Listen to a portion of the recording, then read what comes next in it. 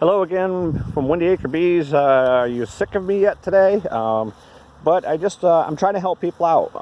A lot of people have helped me out, over time, and I really want to extend that help and everything else. They're drinking up as much as they can here. They're pretty busy.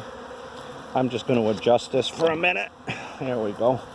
So we're going to head over to the colonies, but while we're talking here, we're going to take the shorter way around.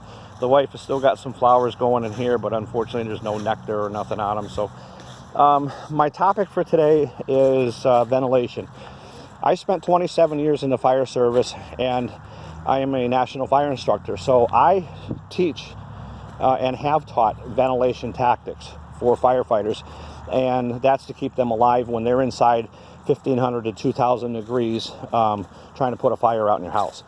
So as you can see, my last video about the wrap, this is this colony wrapped up here. I put this one on this particular one because this is the one that absconded on me. I was going to combine them with one of these two colonies here, but I'm going to experiment with this colony. She is laying up a storm over the last 3 days. She's actually got almost 4 full frames of brood in there, 7,000 bees per frame. That's 28,000 bees that she's going to give to us. And 28,000 bees has a good chance of making it through the winter. So we got some miserable cold weather. I just want to keep her wrapped up tight and keep the wind and whatnot off of this colony here and just help her. The other ones will get wrapped here soon. But ventilation, let's go down here to guys, girls that aren't so busy. They're a little testy today because of the cold weather. But take our MacArthur hive right here, for instance.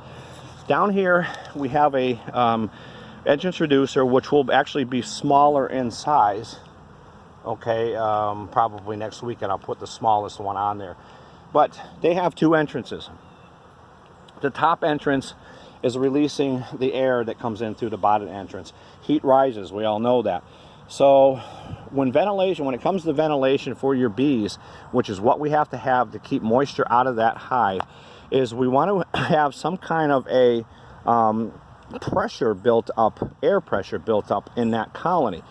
If air pressure builds up in there and can't just pour out of that upper hole, but only get out just a little bit at a time, that air coming in through the screen bottom board that I leave on will pressurize, fill that up full of air, kind of like filling a balloon up, and it's almost like popping, just putting a little tiny pinhole in the top of a balloon and keep blowing through that balloon. As long as that air moves inside of that colony through the holes in the bottom, pressurizes the colony full of air, and only comes out slowly, the pressurized air will keep moisture out from coming in the bottom and only allow small amounts of moisture on those moist days into the colony, and the moisture will come out and vent out through that top entrance. A top entrance, I'm sorry, is a must for your colonies. That air will not come out of the bottom, it will only come out of the top.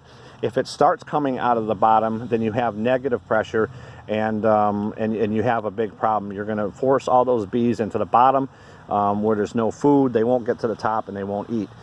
As these bees work to keep warm and use their bodies to buzz and to vibrate during the wintertime to keep the cluster warm, not the box. They only keep your clusters warm. They do not heat your hive. The heat that's generated off of them, yes, will be inside of that hive, but so will all that moisture. So the moisture will accumulate at the top of the inside of that cover and drip on them and freeze them from the outside right in if you don't have that entrance to allow the moisture that's in the air in there to come out. Excuse me. The other thing to put a barrier between the cold air outside and the warmer air on the inside is to take your top cover right here, okay, and add a bottom piece to it, or make some pieces to it, or put a piece of 1-inch foam board, okay, inside of that cover, and then place this back over the top. Now these are just I'm using these for shims for feeding purposes, but if you can put a piece of foam board on the top of your top cover inside the hive, and then put your telescoping cover over the top of that, that'll create your barrier on the top as you create the same barrier that you have on the outside when you wrap your hives on the outside. So ventilation is key. I know that there's a video circulated around with Vino Farms about, you know, the boxes that he built and the insulation that's there and everything else. And I don't, you know, I agree with him in what he's trying to do.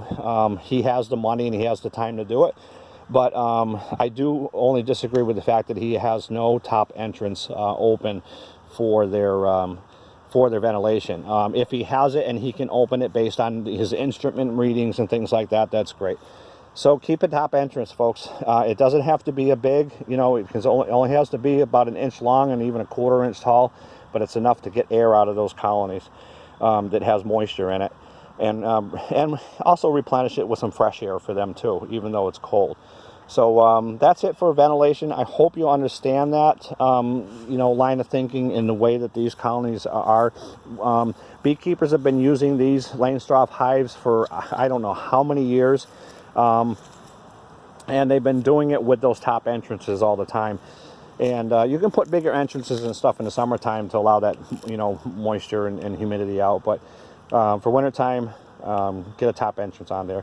All right, enough talking about that. We got a few things more to do before the day closes here and the rain starts and the temperatures drop into the 40s for the next 5 or 6 days anyway. So have a great work week, everybody. Glad to talk to you. And if you have any questions, please hit us up on Gab. Thanks, and have a great day.